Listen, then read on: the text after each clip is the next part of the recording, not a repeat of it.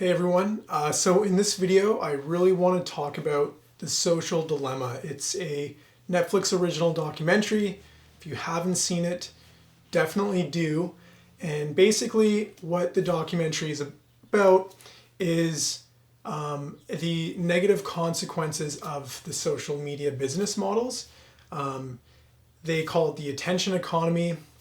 And basically what the film does is it shows us how, because social media companies make their money by showing us ads, it's in their interest to maximize the amount of time we spend on their platforms.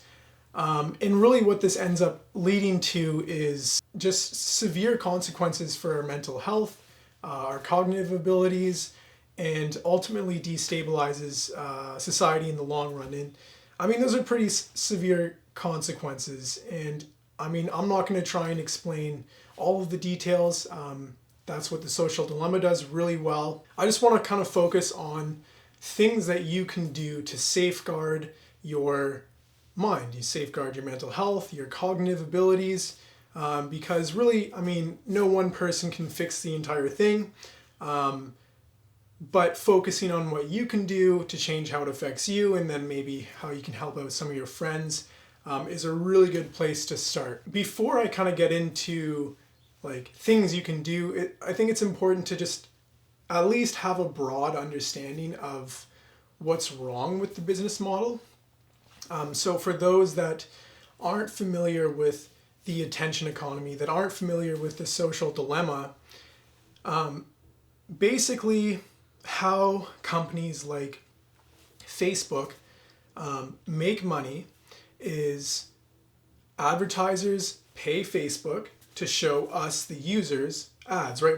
It's a free platform because we are not the customer. The customer is the advertisers. And okay, so they show us their ads, we spend time on Facebook. The more time we spend on Facebook, the more ads Facebook can show us, and the more they get paid by the advertisers. This is how all of advertising has always worked. Where big tech really takes us to the next level, and what makes it a completely different beast than other forms of advertising, is how they are able to capture our attention and how they select which ads to show us. The model is called micro-targeted advertising, and there's a reason for that, because advertisers don't want to pay to show the same ad to everybody, right? They would much rather only show an ad to someone that's most likely to actually be influenced by the ad, right? To be influenced to buy that product.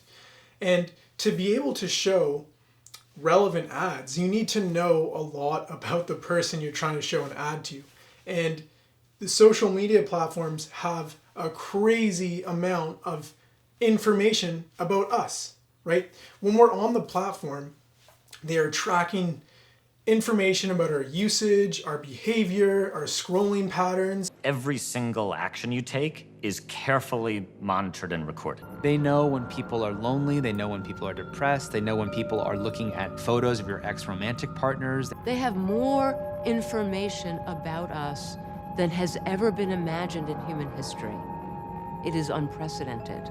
They are capturing as much as they can so that they can best understand our behavior, and they use all of this data to create what's called a psychographic model. And basically what that is used for is to predict our behavior, right? They use this data with a psychographic model so that they can predict how we might engage, how we might react to a certain post.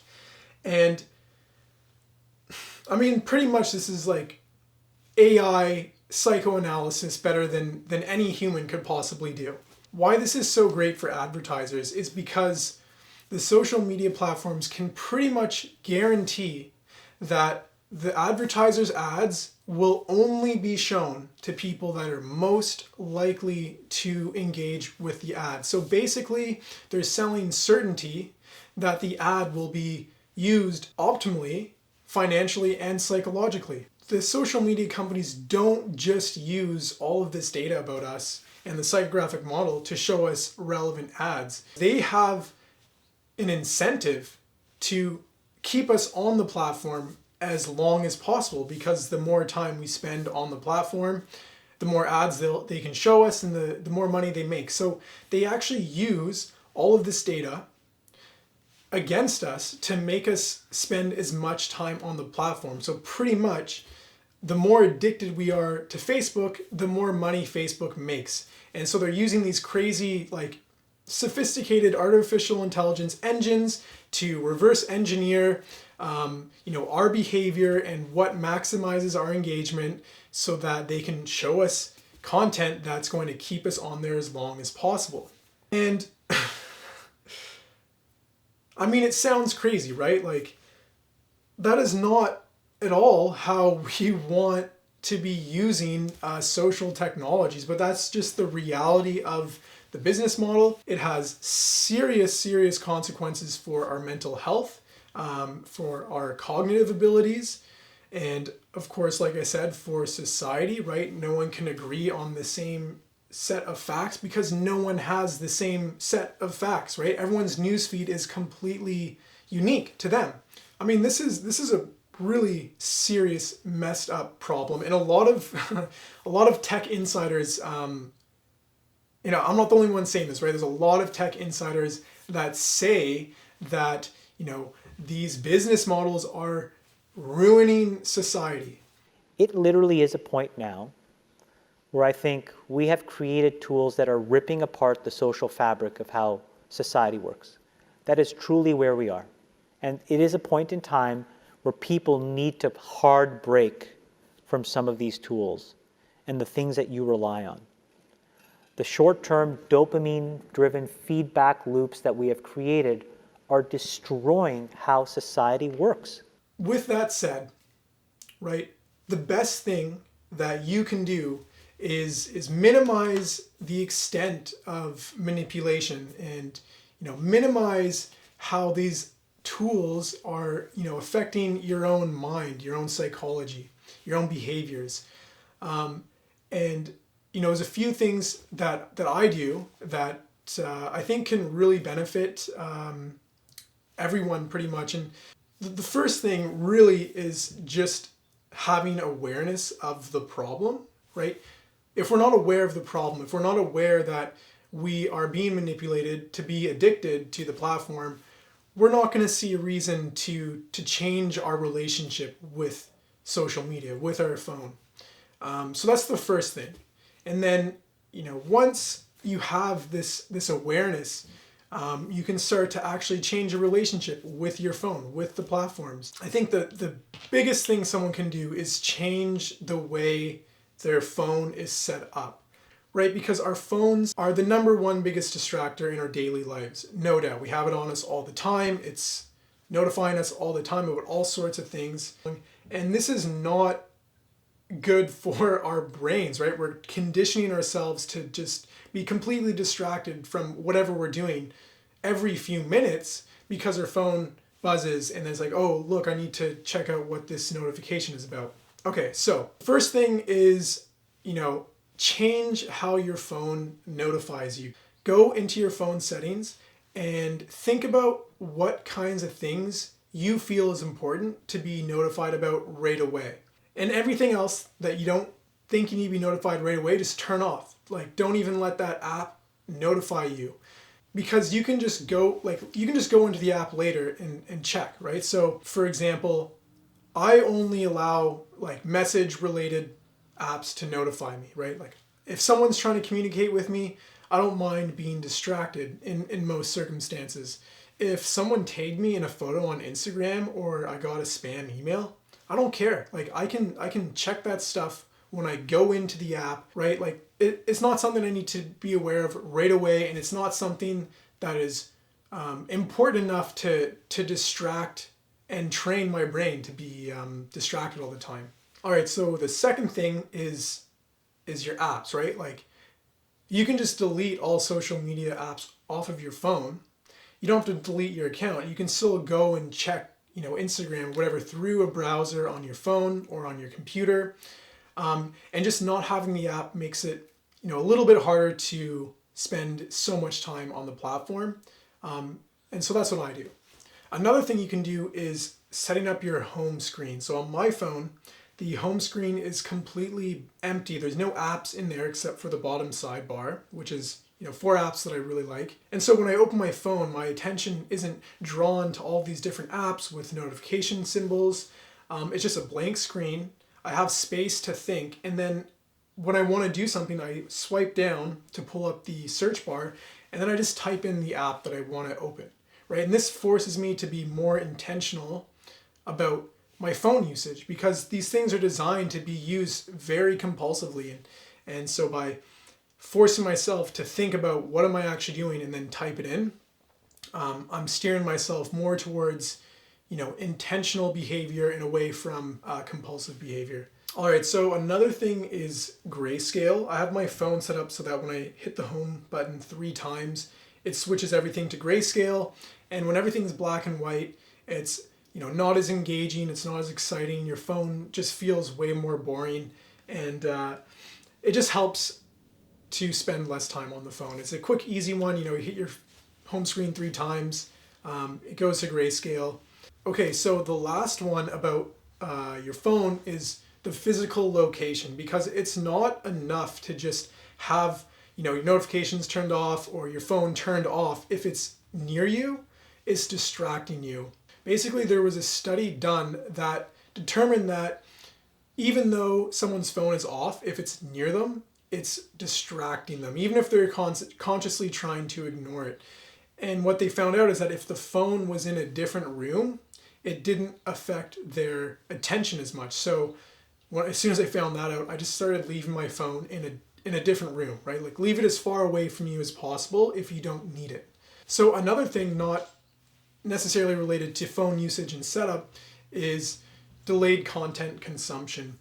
A lot of the content we consume comes from our feed, and we see it and then we consume it immediately. And I don't think that's a very good habit. I think it's better to have some kind of an inbox where you come across something interesting, you save it to that inbox, and then later when you have the time and desire, you can go back to that inbox and then you can look through the content you've saved and then consume it accordingly.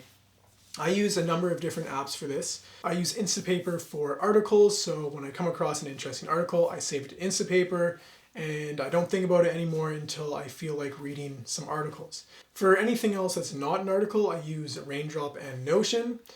So I'll save things like websites or YouTube videos. And it's just really nice because when I'm scrolling through social media feeds or on the internet, I come across something interesting, I save it to the inbox, and then I don't think about it until later, and then I can give it the proper amount of attention and time as it deserves. So one of the last things I do is use a browser extension called Distraction-Free YouTube. It's available on Firefox and Chrome and maybe others. And basically what it does is it makes your YouTube home screen completely blank so that when you go to YouTube, you don't get this bottomless, feed of videos that are begging for you to click on them. And it can also make the recommended video sidebar completely blank as well. So when I go to YouTube, I open it up, it's completely blank. I go to the search bar, I look up what I want to watch, and then, I click one of the search results, and then that's it. I just see that video, and there's no other videos fighting for my attention, begging me to click on them and, go down the YouTube rabbit hole. This is probably one of my favorite browser extensions, and I would really recommend using it. It's super easy to install, and it makes a huge difference. So that's pretty much it for this video in terms of things that you can do. Of course, there's so much more that you can do. And I wrote an article about the attention economy and things you can do in a lot more detail, so definitely feel free to check that out. Some of the ideas in there that I don't get into in this video, I might save for another one. Anyway, with that said, I think it's important to really think about how the attention economy is affecting our minds, and let alone society, in the long run, right? We don't usually realize that we are training ourselves, we are conditioning ourselves to be more compulsive with our behavior, to be more addictive, to sort of focus on short-term, dopamine-driven feedback loops.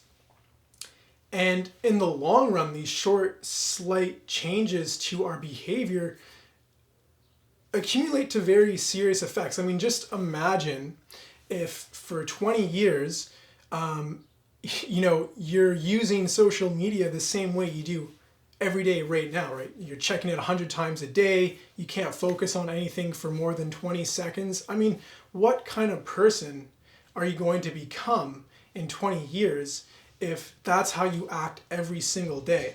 I mean, that scares me to death, right? Like, I don't want that to happen to me. I don't want that to happen to my friends. I don't want that to happen to my family. I don't want that to happen to anybody. And it's really unfortunate because it's not a fair fight, right? Like, these companies know so much about us. They're super wealthy and they have an incredible amount of engineers and computational power against our brains. It's completely asymmetric. And most people don't even realize the extent to which they're being manipulated. So it's really important to, realize that if we are not actively trying to change ourselves for the better, if we're not trying to rewire our brains away from, short-term instant gratification, the attention economy is going to change us for the worst. It's going to make us more compulsive, more addicted, less mentally stable. It's just really unfortunate. So anyway, I hope you take the advice in this video seriously. If you have other tips that you use to minimize big tech manipulation, let me know, let others know. Feel free to comment in the comments section. If you have any questions or concerns, feel free to let me know, and I'll see you guys in the next video. Thanks for watching.